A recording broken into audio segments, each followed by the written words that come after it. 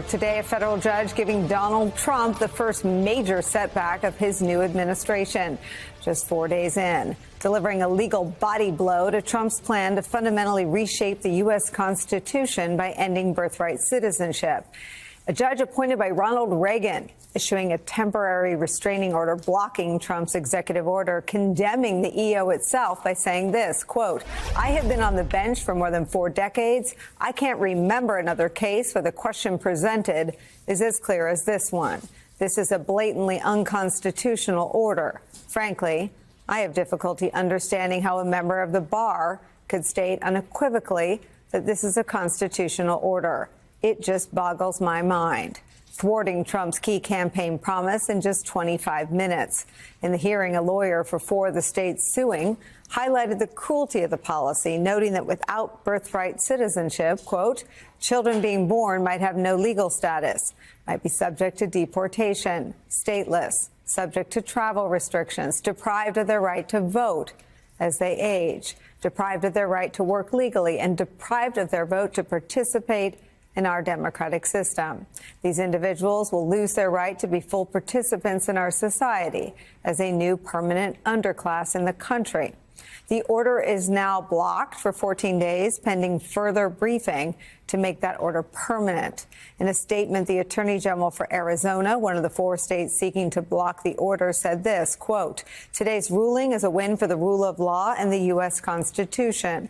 No president can change the Constitution on a whim, and today's decision affirms that." Trump's DOJ vowing to fight on, saying they will vigorously defend their executive order. The case is almost certain to be appealed to the United States Supreme Court, and it remains to be seen how Trump's handpicked justices will rule. This major stumbling block and rebuke to one of Trump's key campaign promises is where we start today with some of our favorite reporters and friends. MSNBC legal analyst and NYU law professor Melissa Murray is here. With me here at the table, Alicia Menendez, co-host of MSNBC's The Weekend, and former Republican Congressman, MSNBC political analyst David Jolly's back. Melissa Murray, on the law, this seems black and white. How did we get here? It's unclear how we got here. We definitely didn't get here by reading the Constitution, because if we had read the Constitution, we would have seen very clearly that it states unequivocally that those individuals who are born in or naturalized in the United States and are subject to the jurisdiction thereof are citizens of the United States and the state wherein they are born. That's the text of the constitutional amendment. The 14th Amendment was passed in the wake of the American Civil War for the purpose of repudiating Dred Scott versus Sanford, which said that African Americans could not be citizens ever because they were descended from African slaves. It was a rebuke to that hierarchy of racial supremacy, and it has been affirmed by the Supreme Court repeatedly throughout our history. Nothing could be more plain. The conservatives are arguing that the question of whether children born to undocumented persons or those who are here temporarily on visas, or whether they are subject to the jurisdiction of the United States, makes this a more open question. That is not the case. And the judge probed that today, asking if they're not subject to the jurisdiction of the United States, does that mean we cannot prosecute them when they break laws? And the lawyers were flummoxed. Of course you could prosecute them because they are subject to the jurisdiction of the United States in all purposes. So this seems very open and shut, but of course it is on its way to the United States Supreme Court. Yeah, I mean, I guess the asterisk I'd put into all of the clarity that this Ronald Reagan appointed judge offered today is that some of this analysis was also provided around absolute immunity. And I wonder if you can pull the thread forward. What will be argued in front of the Supreme Court? Well, there's going to be a broad argument that the president has these implied or inferred powers that allow him to take steps to regulate either emergency situations or major situations like immigration, where executive power is perhaps at its peak. But again, the president himself cannot amend the Constitution sua sponte or by executive order. There is a process laid out in Article 5 of the Constitution that makes very clear how you go about amending the Constitution. This is part of the Constitution, the provisions for birthright citizenship. If you want to change it, then you have to go through the process of amending the Constitution, going to Congress, or alternatively going to the state legislatures and making your case there. You cannot simply put this out, no matter how broad the implied or implicit powers of the president are. They don't go this far. And I'll be clear, I'm not sure that you're going to get a unanimous decision at the United States Supreme Court, you should, by all accounts. But there may be a couple of justices here who are willing to buy on to this cockamamie theory, but I don't see this surviving here. But again, the goal here is to flood the zone, make people scared, divert resources from other things. There is a success story in Trump's, in any telling of the moving of the Overton window, right? Yeah, that's right. This was too crazy to do in Trump 1.0. This now has the support of, I think, about a third of the American people when it's polled.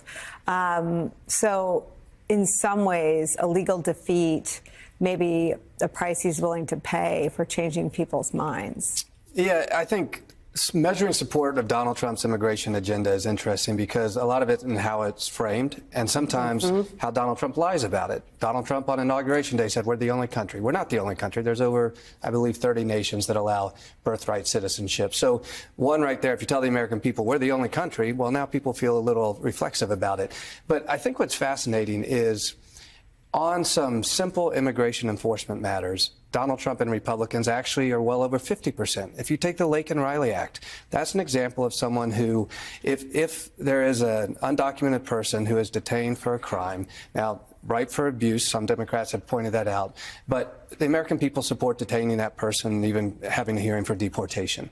But if you move to, we are going to rescind the Biden rules that now allow ICE to go into churches and schools and rip a sixth-grade girl away from her dad, and now they're separated and neither one of them know what their future holds. Or the president's going to violate the 14th Amendment with a stroke of a pen and try to overturn what is a basic right that we give to people born here on U.S. soil. I think that's where the American people say, well, hold on just a minute. And it's fascinating the way you frame the question because Donald Trump is moving the debate in a direction, but he doesn't have to. He's actually getting in his own way and in the way of Capitol Hill Republicans because he's unhinged, he's untamed and unwell. And I think many Americans, I think millions of Americans, still consider him a danger to the country. We saw it in exciting the rally in J6 when he was in office. We saw it with the abuse of classified documents when he was out of office. We saw it with his violation of the 14th Amendment yesterday. And he is on a wretched grievance campaign. But what fundamentally this reveals is the very dark nature of the anti-immigrant campaign and platform of the Republican Party. He's doing this because this is where the heart of the Republican Party is, and it's a pretty ugly heart. The other thing that's interesting, Melissa, is he's turning the judges who simply stare at facts, precedent, and the Constitution into subversive actors. I mean, this is a judge appointed by a conservative Republican. I'm sure Trump will have something nasty to tweet about him later in the day. And the idea that a strict interpretation of the letter of the Constitution is something that's going to be fodder in our politics is a sick mile marker in our dissent. Well, that's certainly the case, Nicole, and I think it's only exacerbated by what we've seen over the last 3 days. And the fact that we saw the January 6th protesters, rioters, pardoned suggests that if you are there defending Donald Trump, no matter what you do, even if it contains elements of stochastic violence, you will be excused. You will be pardoned. There's someone who is going to be looking out for you, and that person sits in the Oval Office. We've already seen that there's a real fear among some members of the judiciary. Esther Salas, a judge in New Jersey, saw her husband and her son attacked. Her son was killed by someone who was actually looking for her and who also had documents with a dossier for Justice Sotomayor with him at the time. So the threat against judges just doing their level best, as John Roberts has once said, is real, and it has been amplified because of the things we have seen just over the course of the last 3 days. I mean, in some ways, it becomes the only friction point left, right? Republicans in the Senate making abundantly clear that they are truth and fact immune, smearing and lying about the witnesses and folks offering testimony about Pete Hegseth's qualifications and others. You've got a lot of people being threatened in real time in the Fourth Estate, in the media.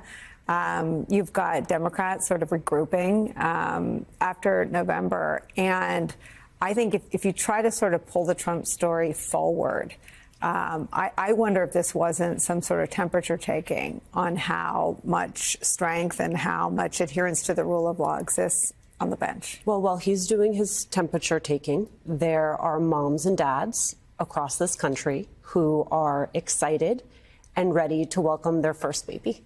And they are thinking about all those things that moms and dads think about when you head to the hospital. Am I going to be okay? Are they going to be okay? How much are they going to weigh? 10 fingers, 10 toes, all those things. And now you have parents, whether they are here on visas or whether they are undocumented themselves, who now have to worry that they're going to fall into some strange legal gap. And there are ways in which states can make this either easier or harder for them, can offer protections. There was a law back in 2015 where if you lived in the state of Texas and you wanted to get a certified birth certificate from the state, you had to provide documentation that undocumented people in the state of Texas wouldn't have. So some of those folks sued the State Department of Health to say this is outrageous because you're de facto ending birthright citizenship in the state of Texas. If my kid doesn't have a certified birth certificate, then they can't go to school, then they can't get health care, then they don't have the right to vote. And so can't get a passport. This is not the first time we've litigated this. And I think part of the question becomes, has Donald Trump opened the door to other actors who want to act in the model of Stephen Miller? I think Stephen Miller was the only piece that was missing from the answer to your question about why he's doing this, because Stephen Miller's driving the bus here. And he will not stop until he has fundamentally changed the nature of this country, which is ironic to me, because the argument that Stephen Miller makes and that Donald Trump makes as a proxy is that immigrants are changing the very fabric of this country. In reality, it is Stephen Miller and Donald Trump, through actions like challenging the 14th Amendment, challenging our Constitution, that are in fact changing the fabric of this country. Good evening from New York. I'm Chris Hayes. As of today, it looks as though Donald Trump is in the process of freezing federally funded cancer research in the United States. You got that? Cancer research. Why? Well, to be totally honest, we're not sure. But on his orders, the National Institutes of Health has frozen everything. Cancer research, Alzheimer's, diabetes. There's a lot not to like about the American healthcare system, but health research is one of the things that we do really, really well here in this country. We spend a lot of money on it for good reason. The NIH has a $48 billion budget, which funds 50,000 grants to 300,000 researchers across 2,500 research institutions nationwide, all over the place, studying all kinds of things. Institutions filled with some of the brightest minds from all over the world come here. I know some of them, some of them family members, came to the U.S. so that they could conduct gold standard research in medical innovation to try to cure diseases that bedevil us. It's been woven into the fabric of this country for decades. Among the buildings of the National Institute of Health to be dedicated here today stands the National Cancer Institute, created through provisions of the act which I signed on August 5th, 1937. The work of this new institute is well underway. It is promoting and stimulating cancer research throughout the nation. It is bringing to the people of the nation a message of hope, because many forms of the disease are not only curable, but even preventable. Beyond this, it is doing research here and in many universities to unravel the mysteries of cancer. The NIH is not particularly controversial. I think it's a crown jewel of American governance, and it's doing really important, life-altering work. And again, it's not centralized, right? It's out throughout the country. Folks just spending every day in a lab trying to do things like find a cure for cancer or Alzheimer's or a treatment for a rare illness. And yesterday, I don't think this has gotten nearly the attention it deserves. That research basically just stopped. I don't mean this like symbolically either. The actual convening of meetings and grant boards to approve funding were just abruptly halted. In at least one case, mid-meeting, apparently because of orders from the new Trump administration. And again, I'd like to tell you why they're doing this, but honestly, no one really seems to know what's going on.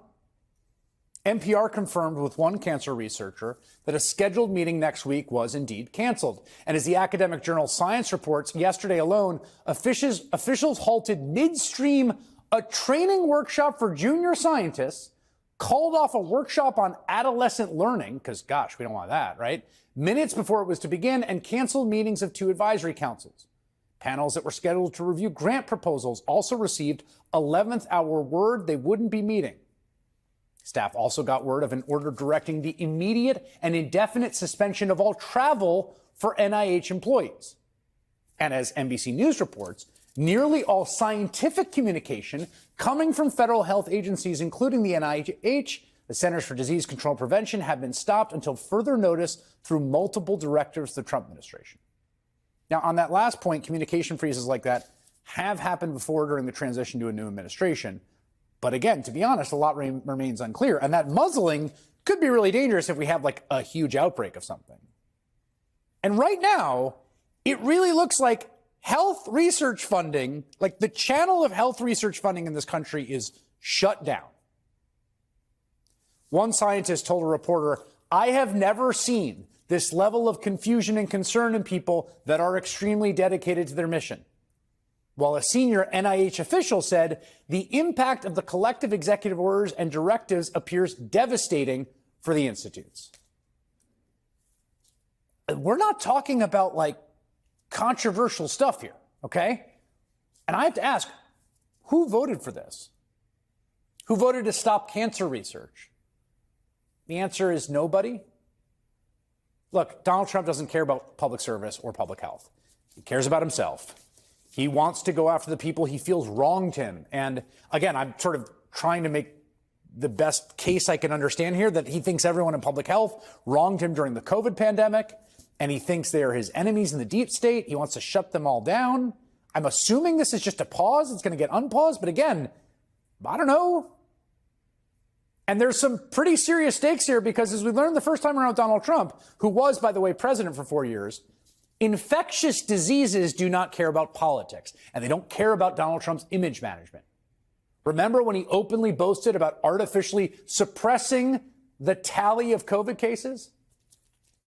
Frankly, if we didn't test, you wouldn't have all the headlines, because we're showing cases. But if we did, think of this, if we didn't do testing, instead of testing over 40 million people, if we did half the testing, we'd have half the cases. If we did another, you cut that in half, we'd have yet again half of that. When you do testing to that extent, you're going to find more people, you're going to find more cases. So I said to my people, slow the testing down, please. They test and they test. We got tests that people don't know what's going on. I mean, this is the deepest possible delusion, right? The case isn't related to the test. The case exists out there in nature. The test is whether you find out about it. And the actual numbers kept going up. Not testing doesn't mean fewer cases. So to be clear, when we talk about how Trump is handling public health this time around, again, none of it's abstract or hypothetical, especially as we enter another precarious moment. Right now, you might have seen this. Medical experts are closely monitoring an outbreak of bird flu in this country. Thankfully, there is no evidence yet of human-to-human transmission, which would be a huge and scary development. That said, the virus is mutating. It is tearing through farms, even hitting bald eagles. A bald eagle found in the western suburbs has been euthanized after it was suspected of being infected with bird flu. Last Friday, the eagle was spotted with its head drooping in Hinsdale and eventually flew a short distance before handlers from Chicago Bird Collision Monitors were able to capture it. Unfortunately, the eagle was euthanized 1 day later at the DuPage Wildlife Conservation Center. I gotta say, the American bald eagle, the living embodiment of the U.S., the symbol, dazed and confused and dying of bird flu, a little on the nose. And listen, I get it. After COVID, people are traumatized. People don't want to think about what happened in COVID. They don't want to think about the aftermath. People don't want to talk about the possibility of another pandemic. Understood.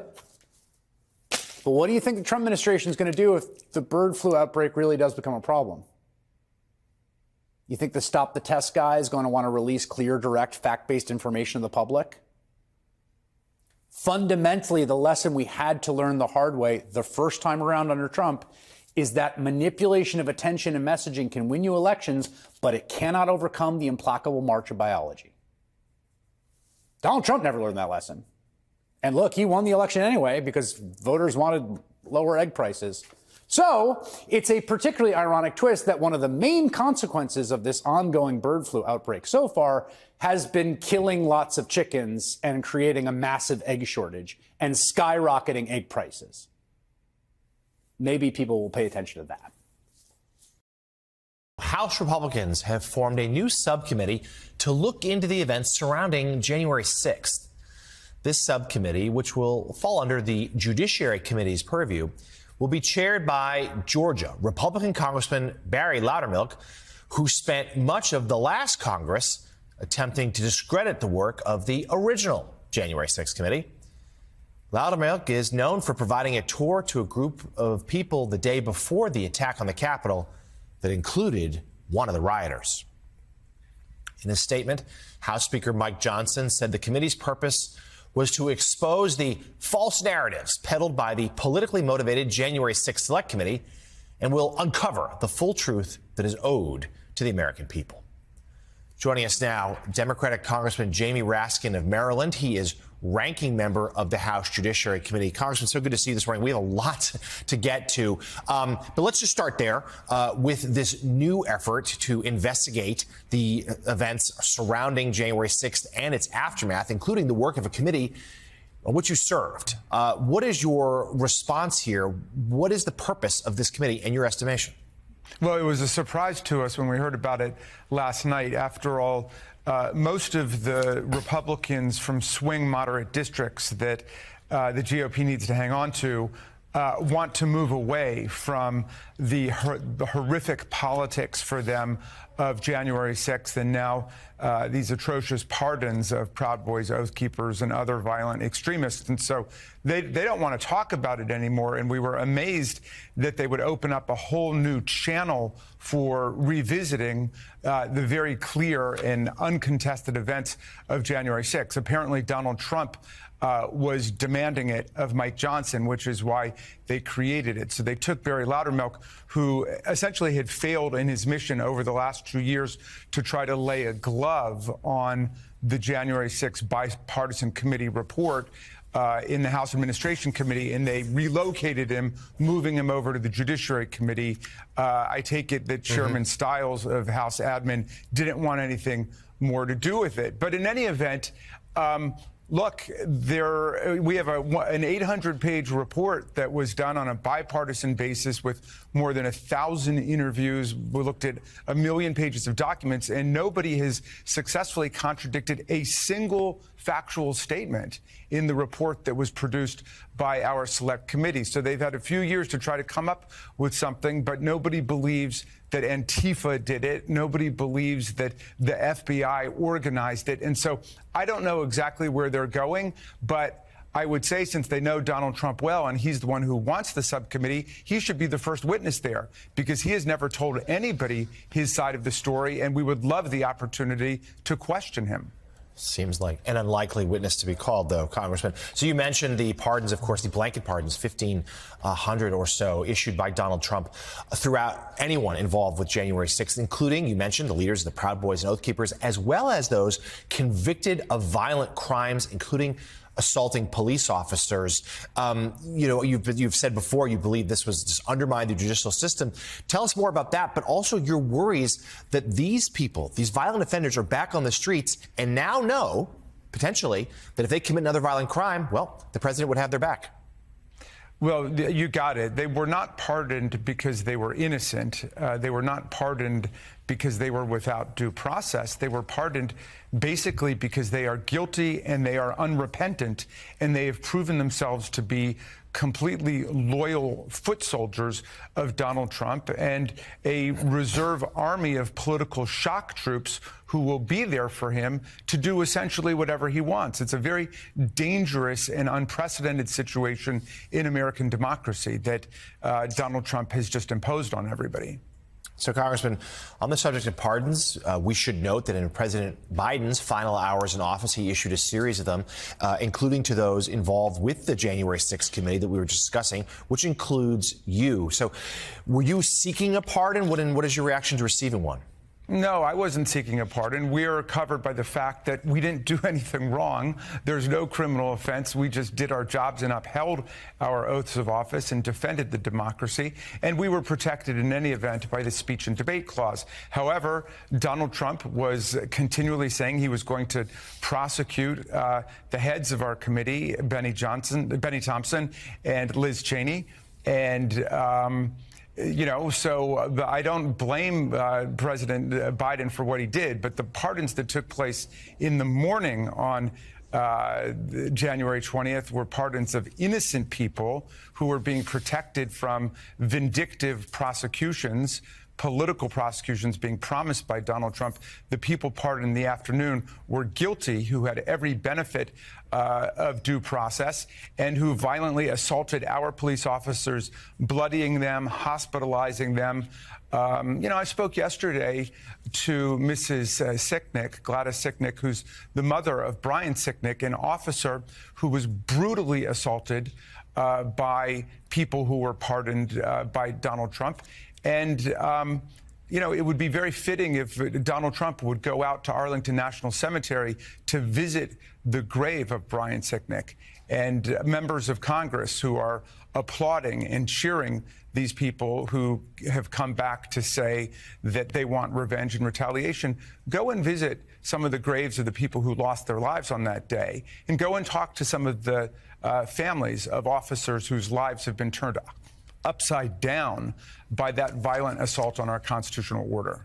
Yeah, we had Officer Michael Fanone join us yesterday describing in detail the violent acts committed by someone who has now been pardoned by the president. Ranking member on the House Judiciary Committee, Congressman Jamie Raskin. Congressman, we thank you as always. We'll speak to you again soon. You bet. And joining us now is Democratic Senator Jackie Rosen from Nevada, a member of the Senate Armed Services and Homeland Security Committees. Senator, thanks for taking the time. I know you have seen this unredacted version of the affidavit. What's your reaction to it?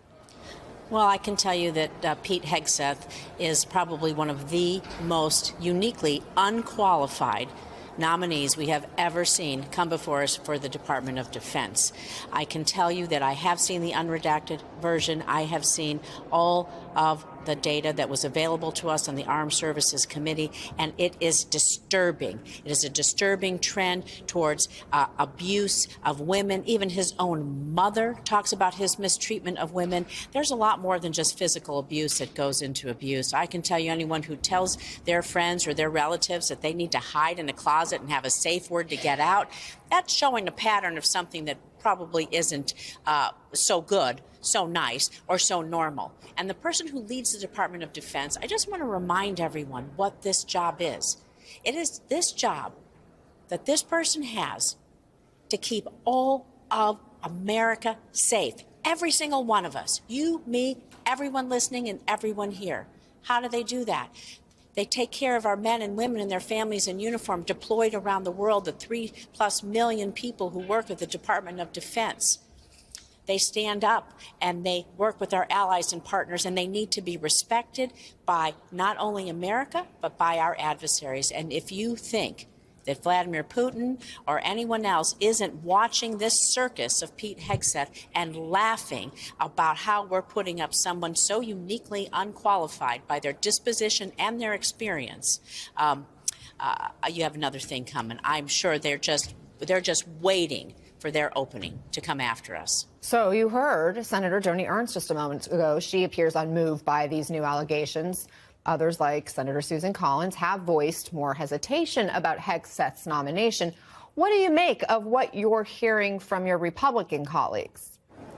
Well, I think they all have to look in the mirror and think about what's important. Think about our job. We give the American people, this is a person's job interview. This is their resume. And the resume for this job is to keep all of America safe, and our men and women who are deployed, keep them safe. And I can tell you also, this goes into recruitment. Who's going to join the military if someone's not going to take care of you, worry about you? He's disparaged veterans and people getting veterans benefits. I can tell you that I've had contact after contact with veterans who are so grateful. I talked to him about that because it matters when you're serving that you know whatever sacrifice you or your family make, you're going to be taken care of when you come home. And so we deserve, the American people deserve a serious, qualified person. There are folks out there that can do this job and be respected by our country and by our adversaries. Pete Hegseth is clearly not one of them. At the end of the day, though, do you think Hegseth has enough votes to get confirmed? Well, I guess we're just going to have to wait and see. As you've reported, there are some Republicans who will do some of their own research, will go to the Armed Services Committee, read some of the reports that are available to all of us in a closed setting, and make the decision that is right for, I would say, not just them, but when they think about the military and when they think about the families back home and what we're protecting, they need to look in the mirror and think about what's right for the American people. Let's pivot to the ongoing controversy surrounding President Trump's pardons for January 6 defendants. Here's what he told Fox News last night when he was pressed on why even the violent offenders got set free. It would be very, very cumbersome to go and look. You know how many people we're talking about? 1,500 people. Almost all of them this should not have happened.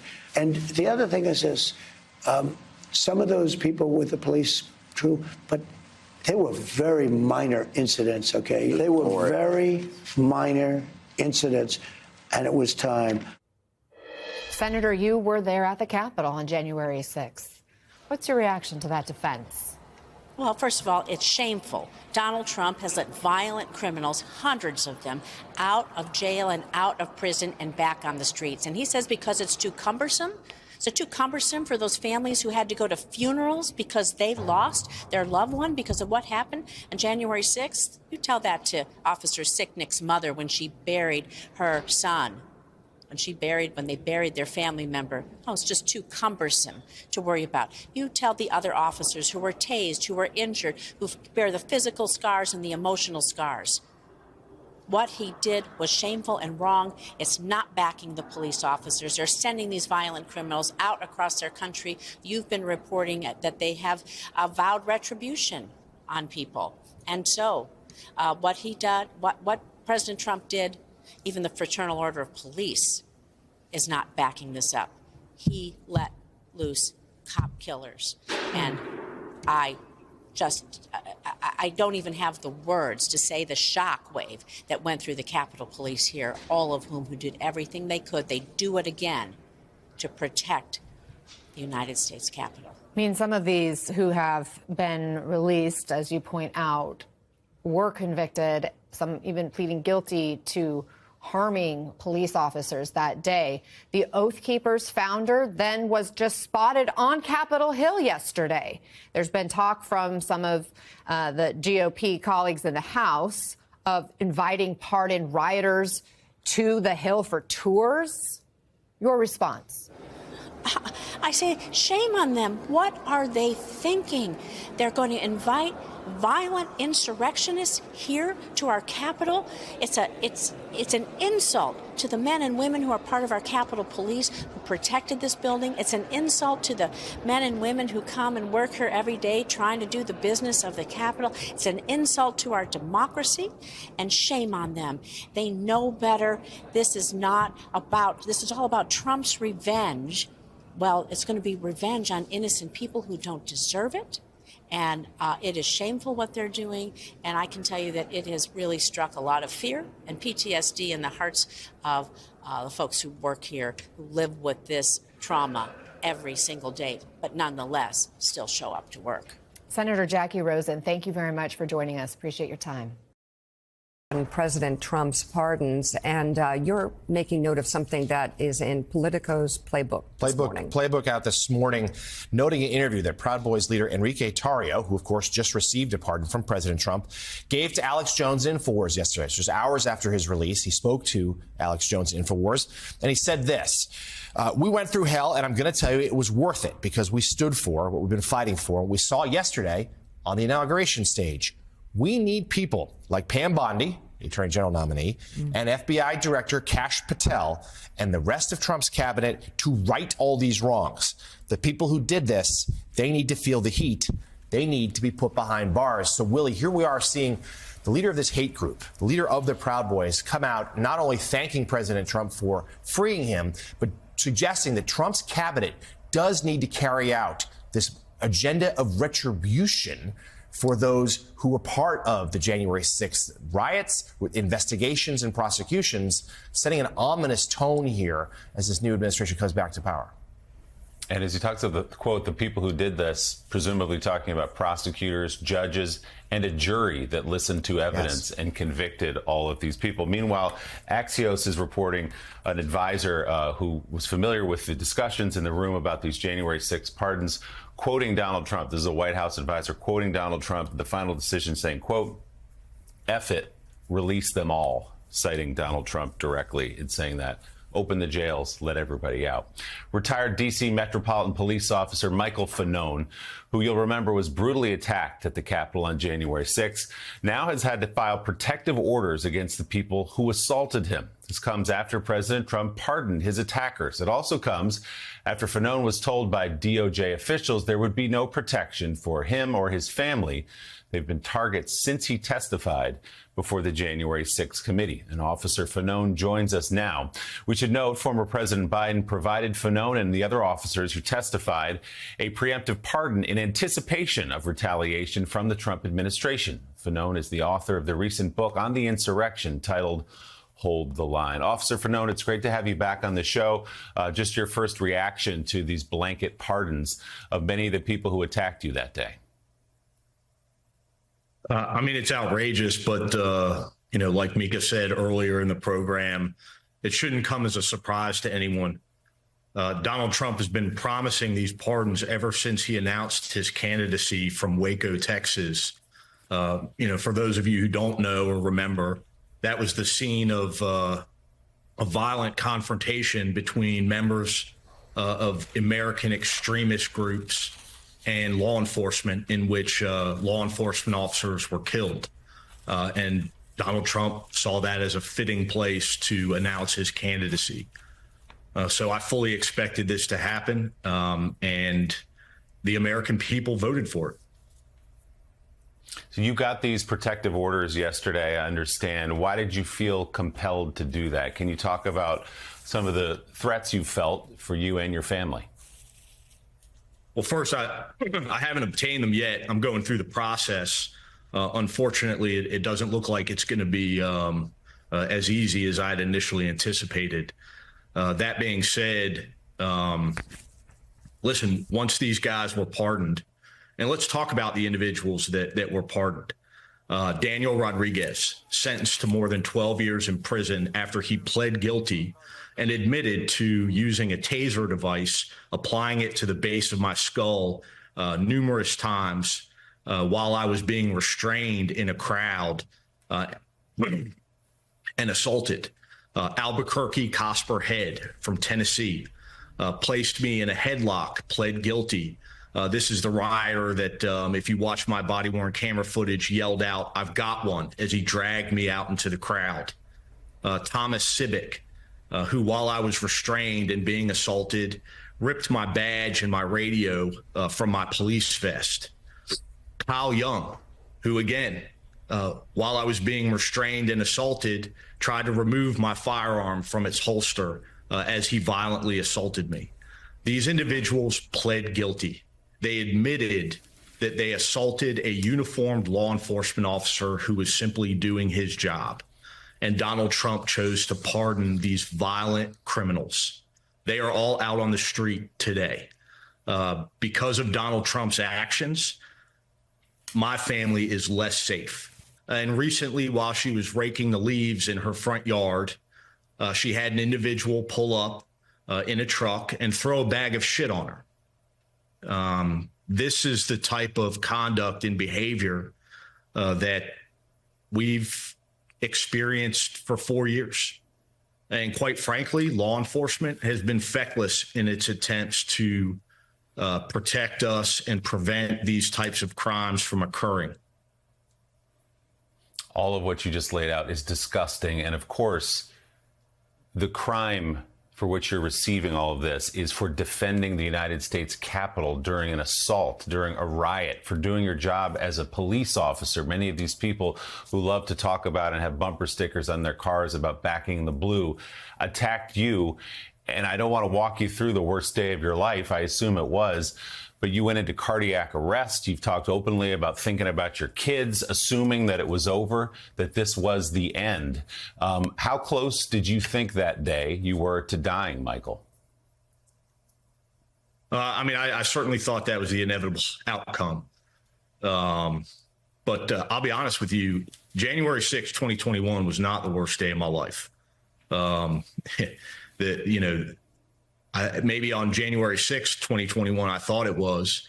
But, these past 4 years, the threshold for the worst day of my life has changed dramatically. Having your mother call you and tell you that someone pulled up in a pickup truck and threw shit on her, and knowing that it was because of the things that I've said and my conduct on January 6th and simply doing my job was probably one of the most painful calls that I've ever received in my life. Again, because of these pardons, my family is threatened and my family is less safe. So going forward now, as you said, the people who attacked you that day are out. They're free. Many of them, everybody's out at this point. What do you anticipate the next days, weeks, months to look like for you and your family? Well, I fully expect to experience violence at the hands of some of these individuals, whether it's the ones that directly assaulted me or others who see me as a spokesperson for accountability for January 6th. I certainly feel as though I have a target on my back, and I have a target. There's a target on the back of my family members, and not just from these violent criminals, but from the government itself, from Donald Trump's government. Well, in this perverse logic that we're seeing now, you've been made a villain by this group of people. And we just want to say publicly what we've said all along, that you and the other officers who defended the Capitol that day perhaps saved the country. You are the heroes, and we're so grateful for your service. We hope to talk to you again often. Retired D.C. Metropolitan Police Officer Michael Fanone, keep us posted on everything. Great to see you, sir. Thank you. So, Mika, these pardons that Donald Trump, according to Axios, said, F it, release them all, not happening in the abstract. These are things that are very real to people like Officer Michael Fanone, to Harry Dunn, to Aquilino Ganell, all these officers that we've come to know and bravely defended the Capitol that day. They're going to have to relive it now again. These people who attacked them and beat them to within inches of their lives are out and free.